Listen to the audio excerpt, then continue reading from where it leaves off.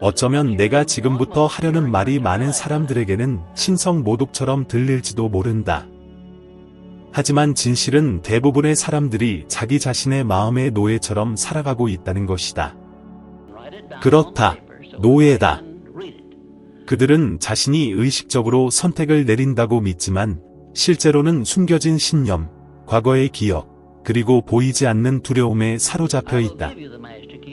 너의 마음이 내 삶을 지배하고 있을지도 모른다. 내가 아니라. 그러나 충격적인 사실은 이것이다. 두뇌는 주인이 아니다. 그것은 하인이다. 오늘 나는 내가 이 하인을 다스리고 내 꿈을 위해 마음을 일하게 만드는 방법을 보여주려 한다. 너의 두뇌는 아무리 정교해 보일지라도 종종 너의 편에서 일하지 않는다. 사실 그것은 내가 성공하도록 만들어진 것이 아니라 내가 살아남도록 설계된 것이다. 그렇다. 정확히 그렇다. 내 안에서는 매일 보이지 않는 싸움이 일어나고 있다. 내 이성적인 마음은 번영하고 창조하고 성장하며 새로운 지평을 향해 나아가길 원하지만 더 원초적인 뇌의 한 부분은 끊임없이 너를 익숙한 곳으로 끌어당기려 한다. 비록 그 익숙함이 고통스럽거나 제한적일지라도 말이다. 그래서 많은 사람들이 자신이 싫어하는 직장에 남고 자신을 파괴하는 관계에 매달리며 해롭다는 것을 알면서도 습관을 버리지 못한다. 그들이 원해서가 아니라 파충류의 뇌가 이렇게 속삭이기 때문이다. 여기가 안전하다. 위험을 감수하지 마라. 편안한 영역을 벗어나지 마라.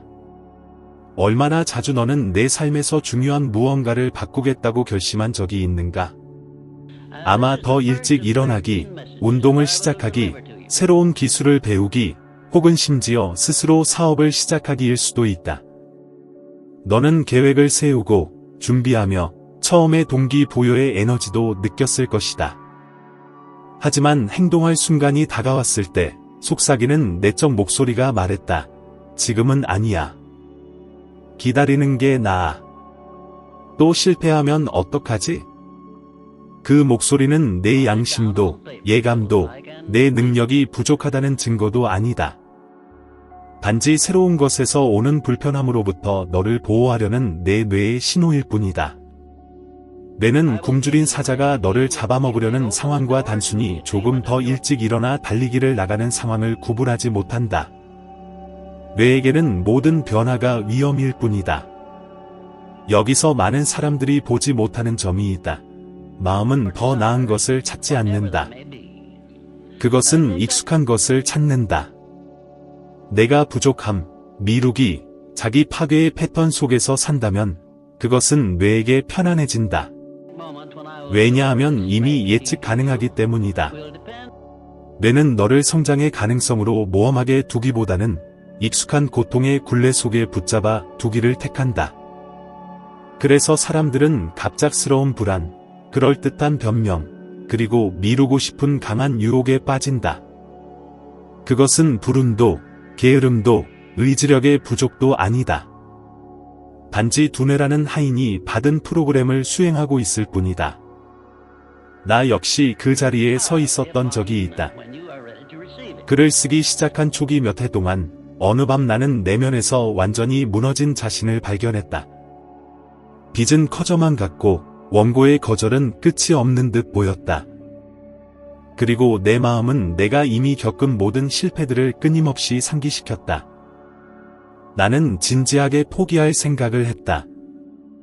하지만 그 밤, 방과 영혼이 어두움에 잠겨있던 순간 나는 깨달았다. 세상이 나를 적대한 것이 아니었다. 내 발걸음을 방해한 것은 다름 아닌 나 자신의 마음이었다. 과거를 증거 삼아 미래도 똑같을 것이라 설득하는 바로 그 마음이었다. 그 순간 나는 이해했다. 만약 내가 내 두뇌를 다시 교육하지 않고 그것을 다스리지 않는다면 나는 평생을 패배적인 생각의 노예로 살아가게 되리라는 것을. 그 결심이 내 삶의 궤적을 바꾸었고 이후 내가 이룬 모든 것의 시작이 되었다. 곰곰이 생각해보라. 현실에서는 결코 일어나지 않은 두려움 때문에 얼마나 자주 너는 멈춰 서 있었는가? 너의 마음이 들려준 이야기들을 믿어서 얼마나 많은 기회를 흘려보냈는가? 지금은 적절한 때가 아니야 라고 스스로를 설득하고 몇 달 뒤 똑같은 자리에 머물러 있음을 발견한 적은 또 얼마나 많은가? 이것이 바로 보이지 않는 전쟁이다. 그것은 밖에 있지 않다. 다른 사람들 안에도 있지 않다. 그것은 내 안에 있다. 그리고 내가 두뇌가 단지 단단한 지시가 필요한 하인임을 깨닫지 못하는 한, 너는 방향을 잃은 꼭두각시처럼 그것에 끌려다니게 될 것이다. 과학은 이미 밝혀냈다. 우리의 결정 중 거의 95%는 잠재의식에서 비롯된다. 이는 내가 하는 거의 모든 일이 의식적인 의지에서 나오지 않고 인생 전반에 걸쳐 각인된 자동적인 패턴에서 비롯된다는 뜻이다. 마치 오래된 기억과 제한적인 신념으로 세팅된 자동 조종 장치가 너의 인생이라는 차를 운전하고 있는 것과 같다. 그리고 바로 그렇기 때문에 절실히 변화를 원하면서도 제자리에서 벗어나지 못하는 사람들이 그렇게 많은 것이다. 잠재의식은 믿음이 아니라 두려움에 복종하도록 프로그램되어 왔다. 그러나 여기 좋은 소식이 있다. 지금 너를 방해하는 바로 그 두뇌도 내 편에서 일하도록 새롭게 프로그램될 수 있다. 그것은 반복과 경험을 통해 배운다. 두려움에도 불구하고 행동할 때마다, 아무런 결과가 보이지 않아도 버틸 때마다, 옳다고 아는 결정을 끝까지 지킬 때마다 너는 내 두뇌에 새로운 진리를 가르치는 것이다. 조금씩 불가능해 보이던 것이 습관이 되고 견디기 힘들던 것이 자연스러워지며 두려움의 대상이었던 것이 성장이 되는 것이다. 너는 더 이상 내 두뇌와 싸울 필요가 없다. 내가 그것을 이끌어야 한다. 새로운 것도 안전할 수 있음을, 편안한 영역을 벗어나는 것이 죽음을 뜻하는 것이 아니라 풍성한 삶을 의미함을 보여주어야 한다. 이것이 바로 변화를 일으키는 정신적 훈련이다. 이것이 보이지 않는 싸움을 이기는 열쇠다. 내가 지휘권을 잡겠다고 결심하는 순간, 한때 내 가장 큰 적이던 마음은 가장 충실한 동맹이 된다. 그리고 그것이 일어날 때, 내가 원하는 것을 얻는 것을 막을 수 있는 것은 아무것도 없다. 자기 파괴는 우리 안에 존재하는 가장 교묘한 힘 중 하나다. 그것은 소리치지 않고 갑자기 폭력적으로 다가오지도 않는다. 대신 작은 행동 속에, 겉보기에 무해한 변명 속에, 스스로 믿게 되는 그럴듯한 이유들 속에 스며든다. 너는 혹시 스스로에게 이렇게 말한 적이 있지 않은가? 나는 압박감 속에서 더 잘 작동한다 라고 말하며 모든 일을 마지막 순간까지 미룬 적이 있습니까? 아니면 내일부터는 꼭 중요한 변화를 시작하겠다고 자신에게 약속한 적이 있습니까? 혹은 어떤 프로젝트의 초반에는 열정으로 가득 차 있었지만 결국 중간에 포기해버린 적은 없습니까? 그것은 불운도 아니고 운명도 아니며 개인적인 저주도 아닙니다. 단지 제대로 훈련되지 않은 뇌가 당신을 익숙한 영역으로 다시 끌어당기고 있는 것입니다. 대부분의 사람들은 내가 이상적인 것보다 익숙한 것을 더 선호한다는 사실을 깨닫지 못합니다. 뇌는 성공이라는 미지의 영역에 도전하는 것보다 실패라는 익숙한 순환 속에 당신을 묶어두는 쪽을 선택합니다. 그래서 많은 이들이 똑같은 실수를 반복하고 해로운 관계에 다시 빠지며 버리겠다고 맹세했던 습관으로 되돌아가는 것입니다. 마치 눈에 보이지 않는 사슬이 발을 붙잡고 있는 듯하지만 그 사슬은 외부가 아니라 내부에서 비롯된 것입니다. 더욱 위험한 점은 그것이 신중함이나 조심스러움, 심지어 지혜처럼 위장한다는 것입니다. 저는 이런 장면을 수도 없이 보았습니다.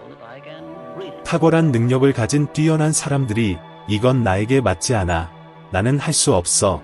다시 시도하면 또 실패할 거야. 라는 내면의 문장을 믿는 바람에 인생을 낭비하는 모습을 보았습니다. 이런 말들은 하루하루 반복되며 잠재의식 속의 깊은 홈을 파고 마치 잘 닦인 길처럼 생각이 늘 그곳을 따라가게 만듭니다. 그리고 내가 그 길을 많이 지날수록 새로운 길을 만드는 일은 점점 더 어려워집니다. 마이크 타이슨의 사례를 떠올려 보십시오. 그는 초인적인 재능을 가진 사람이었고 몇 초 만에 상대를 쓰러뜨리며 어린 나이에 세계를 제패했습니다.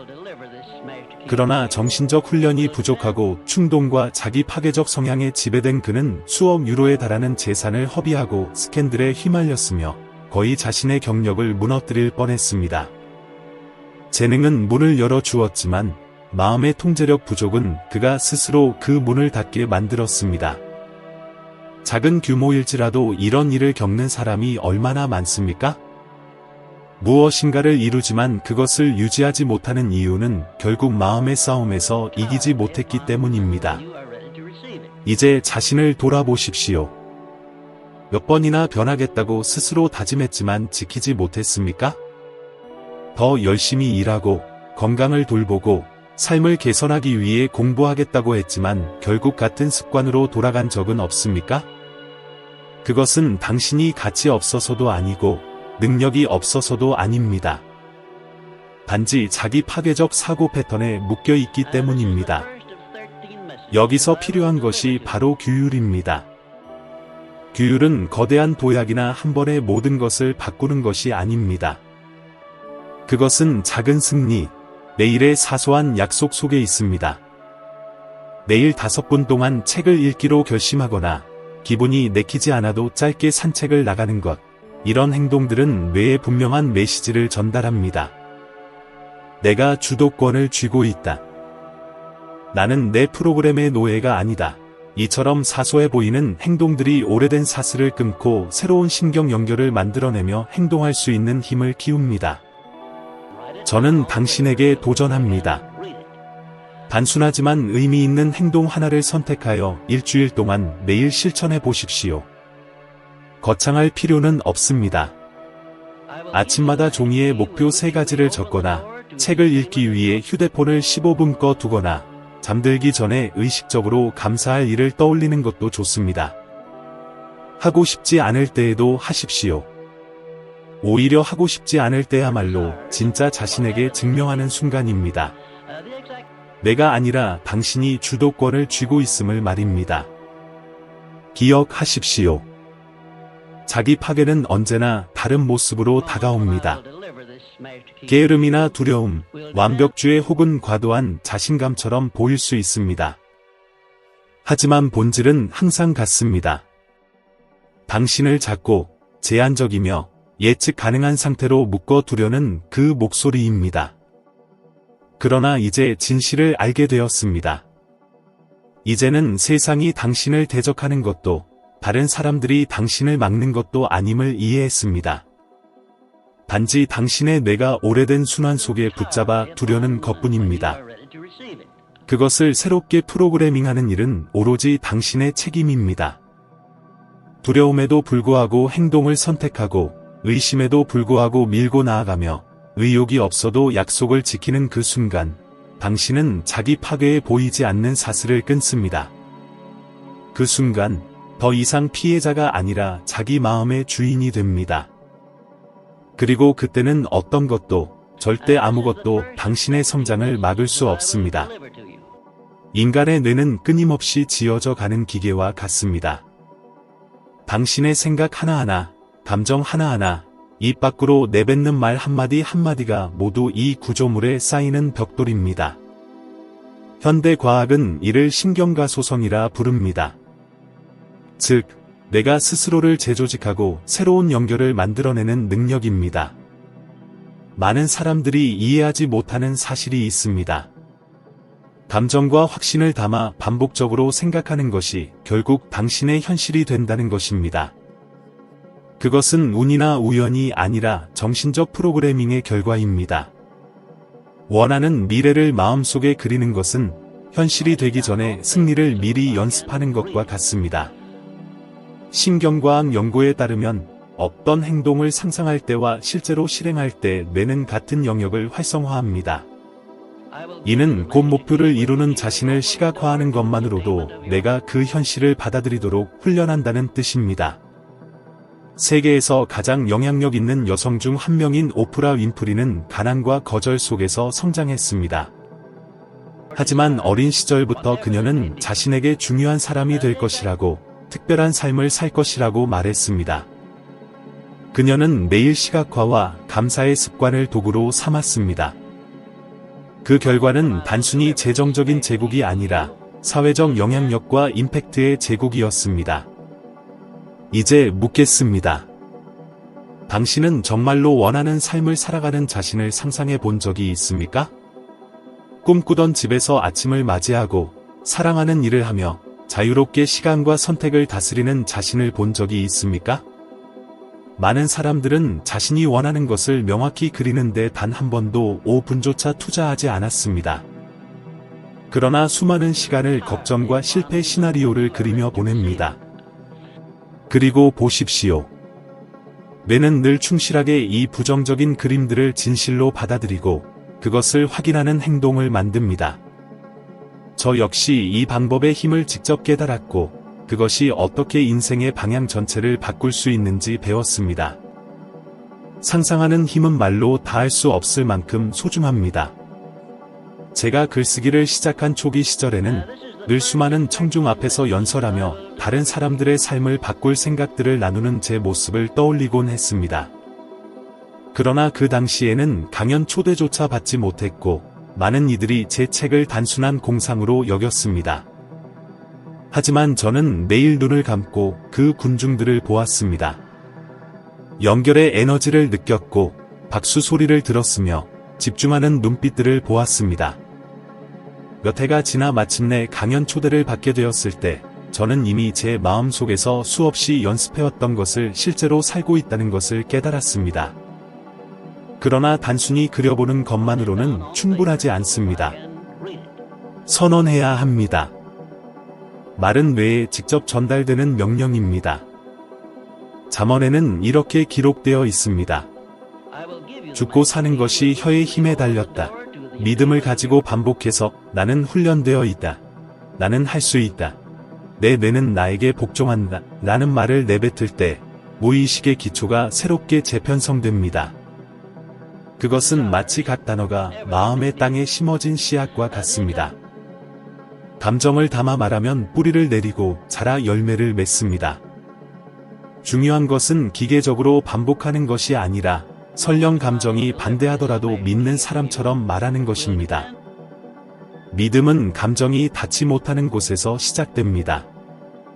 스스로에게 나는 정리가 안 된다. 나는 아무것도 끝내지 못한다. 나는 시도할 때마다 실패한다. 라는 말을 얼마나 자주 해왔는지 떠올려 보십시오. 뇌는 그것이 농담인지 한탄인지 아니면 실제 믿음인지 구분하지 못합니다. 그저 기록하고 행동 패턴으로 바꿀 뿐입니다. 그렇다면 이제 이런 부정적인 말을 강력한 선언으로 바꾼다면 어떤 효과가 있을까요? 나는 내 목적을 분명히 알고 있다. 나는 시작한 일을 끝낸다. 나는 날마다 더욱 훈련된다. 이것이 너무 단순하게 들릴지도 모릅니다. 하지만 연구들은 매일의 긍정적인 선언이 스트레스를 줄이고 자신감을 키우며 동기와 관련된 뇌 영역을 활성화한다는 것을 증명했습니다. 상상과 선언이 행동과 결합될 때 뇌는 가장 강력한 메시지를 받습니다. 이것은 현실이다. 행동이야말로 최종적인 증거입니다. 혹시 침대에서 일어나 무언가를 시작해야겠다는 충동을 느끼고도 몇 초간 망설이다 결국 포기한 경험이 있습니까? 이것은 원시적 본능의 뇌가 작동하여 당신을 안전지대에 붙잡아 두기 위해 핑계를 만들어내는 것입니다. 멜 로빈스가 가르친 5초 규칙은 이 고리를 끊는 단순하면서도 효과적인 도구입니다. 무언가 중요한 일을 하고 싶다는 충동이 들면 5, 4, 3, 2, 1 거꾸로 세고 즉시 움직이는 것입니다. 이 작은 행동은 뇌를 속이고 변명을 막으며 훈련을 강화합니다. 비밀은 동기를 기다리는 데 있지 않습니다. 동기는 불안정하기 때문입니다. 비밀은 믿음, 상상, 그리고 지속적인 행동으로 뇌를 훈련하는 데 있습니다. 그렇게 할 때 스스로가 주도권을 쥐고 있음을 증명하게 됩니다. 작은 걸음일지라도 앞으로 나아갈 때마다 자신감은 커지고 훈련은 단단해지며 결과는 쌓입니다. 미래를 그려보고 믿음으로 선언하며 즉시 행동하기 시작할 때 당신은 새로운 정체성을 창조합니다. 더 이상 단순한 꿈꾸는 자가 아니라 성취하는 자가 되는 것입니다. 이 지점에서 통제불능이던 마음은 당신의 리더십 앞에 고개를 숙입니다. 매는 충실한 하인이지만 단호한 명령을 내리는 자에게만 복종합니다. 그리고 그 단호한 명령은 단순한 말에서 끝나지 않고 믿음과 매일의 행동이 결합될 때 비로소 완전해집니다. 만약 당신이 진정으로 삶을 변화시키고 싶다면 지금 시작하십시오. 눈을 감고 5분 동안 원하는 것을 성취하는 자신을 떠올리십시오. 큰 소리로 그것을 해낼 능력이 있다고 선언하십시오. 그리고 첫 기회가 오면 작더라도 즉시 행동하십시오. 이것을 매일 반복하십시오. 습관으로 만드십시오. 상상과 믿음, 행동이 만나는 순간 불가능은 더 이상 장애물이 아니라 디딤돌로 바뀝니다. 여기 거의 누구도 눈치채지 못하지만 마음의 작동 방식을 완전히 바꿀 수 있는 조용한 비밀이 있습니다. 그것은 감사입니다. 너무 단순하게 들릴지 모르지만 분명히 말하건대 이것은 뇌를 훈련하는 데 있어 가장 강력한 도구 중 하나입니다. 감사는 단순한 예의가 아니며 습관적으로 고맙습니다 라고 말하는 수준이 아닙니다. 그것은 뇌를 새롭게 정렬시키고 삶을 바라보는 방식을 바꾸며 결국 스스로 만들어내는 현실까지 변화시키는 의식적인 실천입니다. 많은 사람들은 평생 동안 부족한 것에 집중하며 삽니다. 이루지 못한 것, 과거의 실수, 불확실한 미래 때문에 잠 못 이루는 밤을 보내고 매일 마음을 결핍과 두려움, 비교로 채웁니다. 그리고 뇌는 언제나처럼 충실히 그것을 기록하고 행동을 그렇게 만들며 그 패턴을 강화합니다. 그렇기 때문에 어떤 이는 편안한 집에 살고 건강과 가족, 기회까지 가지고 있으면서도 늘 공허함을 느끼며 아무것도 충분하지 않다고 생각합니다. 문제는 현실에 있는 것이 아니라 그 현실을 바라보도록 훈련된 마음의 방식에 있습니다. 저는 직접 그 경험을 했습니다. 대공황 시절, 많은 강한 사람들이 주위의 결핍과 몰락만을 보면서 삶을 포기하는 것을 목격했습니다. 저 역시 가족을 어떻게 부양해야 할지 알 수 없던 순간이 있었고, 한평생의 노력이 내 힘으로는 어쩔 수 없는 힘들에 의해 무너질 것처럼 보였습니다. 그러나 절망 가운데서도 저는 아직 제게 남아있는 것들을 적어보기로 결심했습니다. 건강, 믿음, 분명한 목적, 그리고 고통에서 배우려는 기회. 그 단순한 목록은 하룻밤 사이에 상황을 바꾸지는 못했지만 그것을 바라보는 제 관점을 바꾸었습니다. 그리고 그 인식의 변화는 저에게 계속 나아갈 힘을 주었고 결정을 내릴 명료함을 주었으며 많은 이들이 포기한 순간에도 앞으로 나아갈 용기를 주었습니다. 과학도 이를 확인합니다. 캘리포니아 대학교의 연구자들은 감사 훈련을 의식적으로 실천하는 사람들이 시상하부의 활동이 더 활발하다는 사실을 증명했습니다. 시상하부는 감정적 균형, 수면, 그리고 습관 조절까지 관여하는 뇌의 영역입니다. 게다가 사람들은 동기와 기쁨과 밀접하게 연결된 신경전달 물질인 도파민의 수치가 더 높아지는 것을 경험합니다. 다시 말해, 감사하는 마음은 단순히 감정을 바꾸는 것에 그치지 않고 실제로 뇌의 작동 방식을 새롭게 정렬합니다. 이제 스스로에게 물어보세요. 하루 동안 진심으로 감사를 표현하는 순간이 얼마나 있나요? 단순히 말을 반복하는 것이 아니라 마음 깊이 자신이 가진 것에 대해 감사함을 느끼는 경우 말입니다. 작은 일이라도 그것에 대해 감사할 때 에너지가 달라지는 것을 느껴본 적이 있나요? 마치 짐이 잠시 가벼워지는 것과 같습니다. 놀라운 점은 감사할수록 더 많은 감사할 이유가 보인다는 사실입니다. 뇌는 부족함의 증거가 아니라 풍요로움의 흔적을 찾기 시작합니다. 여기 당신의 삶을 변화시킬 수 있는 간단한 실천이 있습니다. 매일 잠들기 전에 자신이 감사하는 3가지를 적어보세요. 그것이 크든 작든 상관없습니다. 누군가에게서 받은 미소일 수도 있고, 식탁 위의 음식일 수도 있으며, 어려움 속에서 배우게 된 기회일 수도 있습니다. 글을 적을 때 잠시 눈을 감고 진심으로 감사의 마음을 느껴보세요. 이러한 일상적 습관은 뇌에 새로운 길을 가르치며 세상을 해석하는 새로운 방식을 심어줍니다. 시간이 지나면 이런 인식은 정신적 훈련을 만들어내어 더 이상 부족함의 생각에 끌려가지 않게 합니다. 많은 사람들이 명확한 정체성 없이 살아갑니다. 자신에게 붙여진 꼬리표를 진실로 믿으며 익숙해져 버렸기 때문입니다. 실패자, 무능력한 자, 평범한 자 라는 말처럼 말입니다. 그러나 감사와 연결될 때 사람은 자신의 진정한 정체성과 다시 이어집니다. 부족함이 아닌 이미 가진 것과 새롭게 창조할 수 있는 능력으로 자신을 바라보게 됩니다. 예수님은 수없이 이런 일을 하셨습니다. 사람들을 그들의 현재 모습이 아니라 그들이 될 수 있는 모습으로 보셨습니다. 충동적이고 불안정했던 베드로를 반석이라 부르셨고, 집안에서 가장 작다고 여겼던 기드온을 용맹한 전사라 부르셨습니다.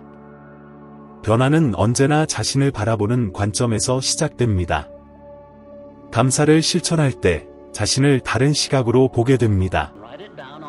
더 이상 한계에 묶인 존재가 아니라 성장하는 사람으로, 더 이상 상황의 희생자가 아니라 스스로의 마음을 이끄는 사람으로 말입니다. 이는 훈련을 강화시킵니다. 두려움에서 행동하는 것이 아니라 신뢰로 행동하기 때문입니다. 혼자가 아님을, 고통 속에서도 공급과 배움과 인도가 있음을 깨닫게 됩니다. 내가 말하건대 감사가 일상의 훈련이 되면 불가능하던 것들이 무너지기 시작합니다. 부족함만 보도록 프로그램되었던 마음이 이미 존재하는 것을 보게 되기 때문입니다. 그 깨달음으로부터 행동할 힘을 얻고 위험을 감수할 용기를 얻으며 계속 걸어갈 믿음을 얻게 됩니다. 뇌는 당신이 가장 많이 먹이는 것을 따릅니다. 만약 감사로 그것을 채운다면 뇌는 풍요로운 삶을 만드는 가장 충직한 종이 될 것입니다. 질문은 이것입니다. 당신은 여전히 걱정과 부족함 사이를 떠도는 마음을 그대로 두겠습니까? 아니면 매일 그것을 훈련하여 이미 가진 것을 보고 감사하도록 하겠습니까? 선택은 전적으로 당신에게 달려 있습니다. 그러나 내가 확신하건대 감사로 마음을 다스리기로 결심하는 그날, 삶을 완전히 변화시킬 열쇠가 이미 당신 안에 있었음을 발견하게 될 것입니다. 지금까지 나눈 모든 것의 핵심은 단순하면서도 깊습니다. 뇌는 단지 종일 뿐이며 훈련과 믿음, 그리고 감사로 다스릴 때 그것은 삶을 변화시키는 가장 큰 동맹이 됩니다. 바로 이 깨달음이 두려움과 결핍의 굴레에 갇혀 사는 사람과 자유와 목적, 그리고 성취를 이루는 사람을 구분짓습니다. 그리고 만약 당신이 이 여정을 계속하고 싶다면 지금 화면에 나타난 다음 영상을 통해 지혜의 또 다른 한 계단을 오르게 될 것입니다. 왜냐하면 한 걸음 한 걸음이 지금의 자신보다 조금 더 나아지는 기회이기 때문입니다. 오늘 이 자리에 함께해 주셔서 진심으로 감사드리며 다음 영상에서 다시 뵙기를 기다리겠습니다.